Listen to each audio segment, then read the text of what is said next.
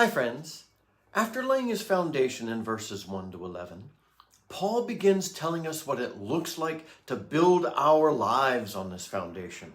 We're looking today at Romans 8 verses 12 to 13. Listen to these verses with me. So then, brothers, we are debtors not to the flesh, to live according to the flesh.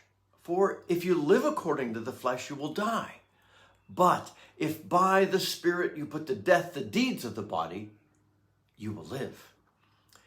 Paul is saying, since Jesus came to free us from the slavery we experience to the desires of the flesh and the impending eternal death that results, and since Jesus makes it possible for us to live new life under the cleansing and life-giving presence of the Spirit, then we're obliged to live that way.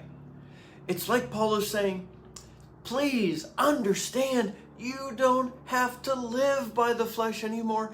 You don't need to live a life continually separated from God. Through Jesus, you and I can live real life right now. Jesus will be with us by his Spirit, giving us life now. Follow him. You can do this. It seems to be the direction and the emotion that Paul's using here.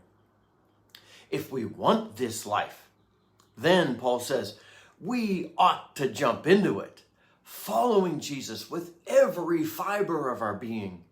We jump into it by learning from Jesus how to put to death the desires of the flesh and those actions that only lead to death. That's the first thing Paul says we do to enter this great inheritance he's describing.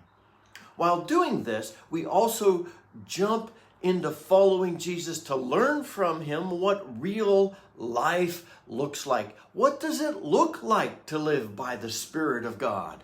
Well, that is the other item Paul's really discussing with us. I call this remove and replace.